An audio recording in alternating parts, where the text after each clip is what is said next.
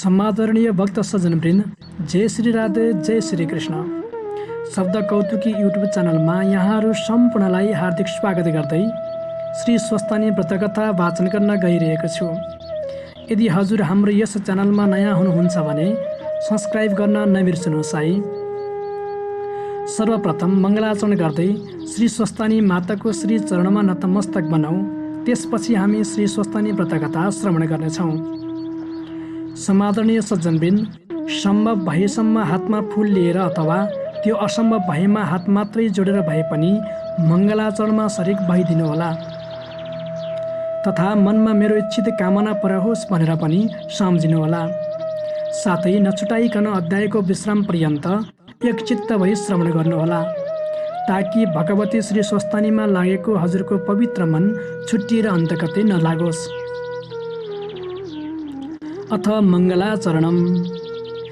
यं ब्रह्मा वरुणेन्द्ररुद्रमरुतः स्तुन्वन्ति दिव्यैस्तवैर् वेदैः साङ्गपदक्रमोपनिषदैर् ज्ञायन्ति यं सामगा ध्यानावस्थि तदद्गतेन मनसा पश्यन्ति यं योगिनो यस्यान्तं न विदुः सुरासुरगणा देवाय तस्मै नमः।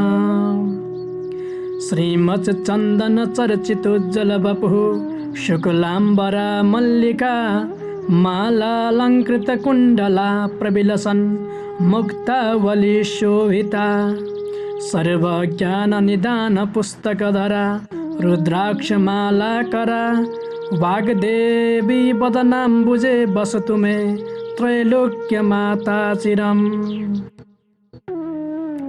मूकं करोति वाचालं पङ्गुं लङ्घयते गिरिं यत्कृपातमहं वन्दे परमानन्दशङ्करम्।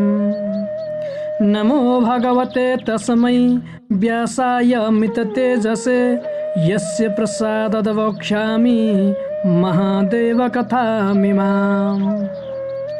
नारायणं नमस्कृत्य नरं चैव नरोत्तमं देवीं सरस्वतीं व्यासं ततो जयमुदीरयेत्।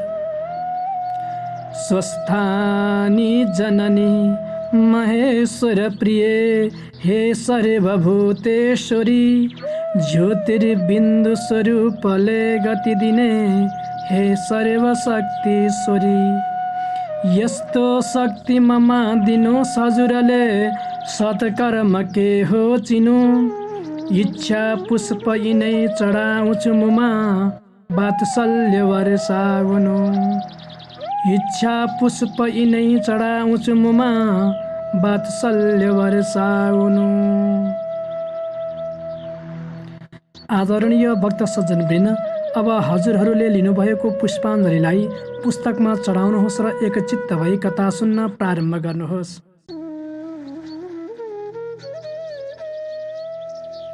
नवराज आफ्ना बाबाको खोजीमा गएपछि बुहारी चन्द्रावती पनि माइत जान्छन्। गमा एक्लै हुन्छन्। धेरै दुःखका साथ दिनहरू काटिरहेकी थिइन्। एक दिन सप्तऋषिहरू आई स्वस्तानी व्रतको उपदेश दिन्छन्।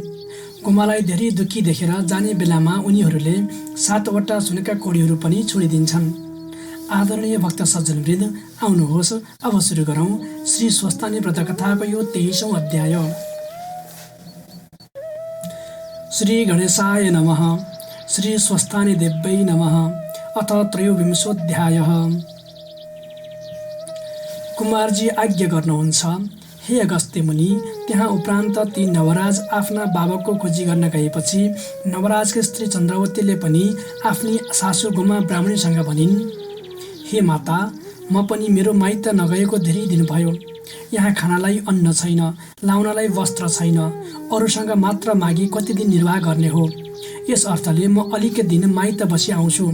तपाईँ आफ्नो जिउ र घरको सम्हार गर्नुहोला। तपाईँका छोरा आएपछि भने मलाई डाक्न पठाउनुहोला।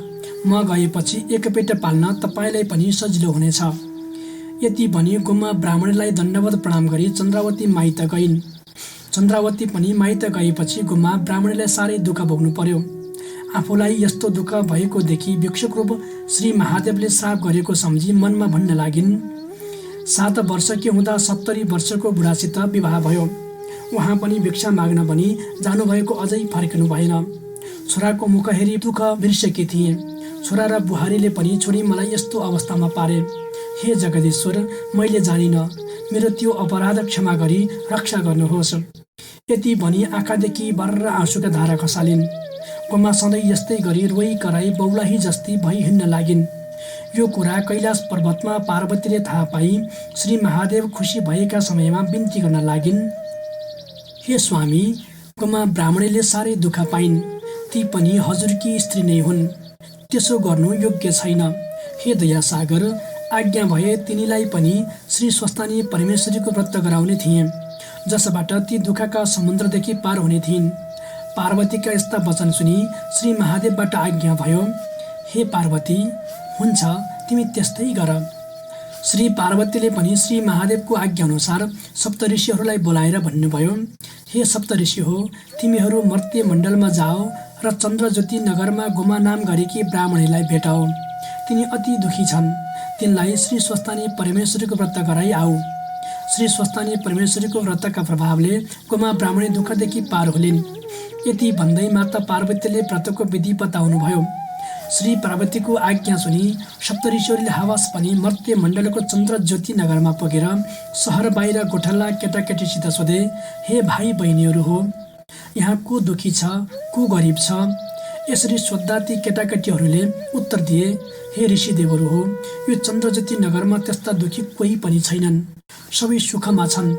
तर सहर बाहिर गोमा नाम गरेकी ब्राह्मणी अति दुखी छन्, त्यहाँ गई सोध्नुहोस्। यति भन्दै केटाकेटीहरूले सप्तऋषिलाई घर देखाइदिए। सप्तऋषिहरूले पनि गोमा ब्राह्मणीको घर छेउमा गई गोमा भन्दै उनलाई बोलाए। गोमा ब्राह्मणीले पनि सप्तऋषिहरूको आवाज सुनि बाहिर आएर हिँडिन् अनि सप्तऋषिलाई देखेर प्रणाम गरी आधार साथ भित्र बोलाएर लगिन्।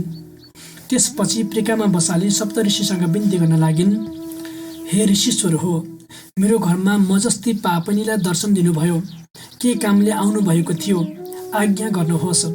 गोमाका वचन सुनेर सप्तऋषिहरूले भने, हे गोमा, तिमी अति दुखी हुनाले माता पार्वतीको आज्ञा अनुसार तिमीलाई हामी श्री स्वस्तानी परमेश्वरीको व्रत गराउन भनी आएका हौँ। एकचित्त भई सुन, त्यस व्रतको विधि पनि हामी भन्दछौँ। सत्ययुगमा हिमालय पर्वतकी पुत्री पार्वतीले श्री महादेव स्वामी पाउनका निमित्त गरेको यो व्रत हो। यो व्रत विधिपूर्वक पौष शुक्ल पूर्णिमाका दिनदेखि आरम्भ गर्नुपर्दछ। व्रत सुरु गर्ने भन्दा अघिल्लो दिन हात गोडाका नङ काटी स्नान गरी शुद्ध भई एकभक्त रही एकचित्त गरी महिना दिनसम्म नित्य मध्याह्न कालमा श्री महादेवको पूजा गर्नुपर्दछ। माघ शुक्ल पूर्णिमाका दिन आएपछि अष्टोत्तर 100 अर्थात् 108 रोटी, 108 अक्षता, 108 विभिन्न जातका फूल, नाना उपचार तयार गरी तामाको थालीमा ओमकार लेख्नु अनि गङ्गाजलले स्नान गराउनु र सिन्दुर रक्तचन्दन फलफूल चढाउनु। धूप दीप नैवेद्यादि मेवा मिष्टान्न कस्तुरी वस्त्र पेढी चढाई श्री स्वस्तानी परमेश्वरीको पूजा गर्नुपर्दछ र कथा सुन्नुपर्दछ। तिमीले श्री स्वस्तानी परमेश्वरीको कथा अर्कालाई पनि सुनाउनु, सुन्ने कोही नभए आफैले भन्नु, आफैले सुन्नु वा आफ्नो ओछ्यान, खाट, चर्का, धनु आदि जे छन् तिनलाई सुनाउनु पर्दछ। त्यसपछि जुन कामना गरी आफूले व्रत गरेको छ, मेरो फलानु कामना सिद्ध होस् पनि श्री परमेश्वरीलाई अर्घ्य दिनु र जप ध्यान गर्नु। श्री स्वस्तानी परमेश्वरी भनेकी कस्ती हुनुहुन्छ भने, सुवर्ण वर्ण दीप्ताभाम त्रिनेत्राम कमलासनम एवं ध्यात्वा महादेवी स्वस्तानी जगदीश्वरीम सिंहासन पद्मासीनां सर्वालंकार भूषितां नीलोत्पलधरां वामे दक्षिणे वरदां शुभां खड्ग चर्मधरां चोर्धं वाम दक्षिणयोः क्रमात् चतुर्भुजां च मां तत्र पूजयेत् वृषकेतुनम्। अर्थात् पीतवर्ण सुवर्णभन्दा पनि दिव्य वर्ण हुनुभएकी, 3 आँखा हुनुभएकी, कमलको फूल जस्तो उज्यालो मुख हुनुभएकी, सिंहासनमा बसेर नाना अलङ्कार लगाई खड्ग चर्म नीलोत्पल लिनुभएकी, 4 हात युक्त परमेश्वरीलाई सम्झेर त्यहाँ शिवजीको पनि पूजा गर्नुपर्दछ। यो श्री महादेवको आज्ञा हो। त्यस्तै जगदीश्वरी श्री स्वस्तानी परमेश्वरलाई मनले ध्यान गरी यो स्तोत्र पाठ गर्नुपर्दछ। नमस्तेस्तु जगन्मातः स्वस्तानि सर्वमङ्गले तव प्रसादात् देवेशी व्रतपूर्णा तवाज्ञया। अर्थात् हे जगन्माता, हे स्वस्तानी परमेश्वरी, हे सम्पूर्ण लोकलाई मङ्गल गर्ने तपाईँका प्रसादले मेरो व्रत पूर्ण होस्।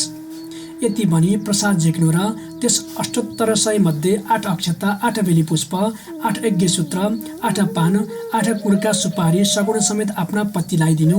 पति नभए छोरालाई दिनु। छोरा पनि नभए मृत छोरालाई दिनु। मृत छोरा पनि नभए मेरो मनको कामना सिद्ध होस् पनि नदीमा लगेर बगाइदिनु। यति गरिसकेपछि 100 रोटी आफूले फलाहार गर्नु र रात्रिमा जागरण गर्नु। यति गरिसकेपछि हे गोमा ब्राह्मणी, श्री स्वस्तानी परमेश्वरीका व्रतका प्रभावले तिम्रो सम्पूर्ण दुःख नाश होला। यस व्रतका प्रभावले पार्वतीले पनि श्री महादेव स्वामी पाउनु भएको थियो। अब हामी जान्छौँ। ऋषिहरूको कुरा सुनेर गोमा ब्राह्मणीले हात जोडी भनिन्, हे सप्त ऋषिश्वर हो, तपाईहरूका कृपाले गर्दा मैले श्री स्वस्तानी परमेश्वरीको व्रतविधि सुन्न पाएँ। तर अब म यस्ती पावनीका घरमा केही पनि वस्तु छैन। कसरी तपाईँको आतिथ्य सत्कार गरौँ? एकैछिन पर्खनुहोस्, म पसलबाट पान किनि ल्याउँछु अनि जानुहोला। यति भनी चर्खामा रहेको धागोको लरिया लिएर गोमा ब्राह्मणी घरबाट बाहिर निस्किन्।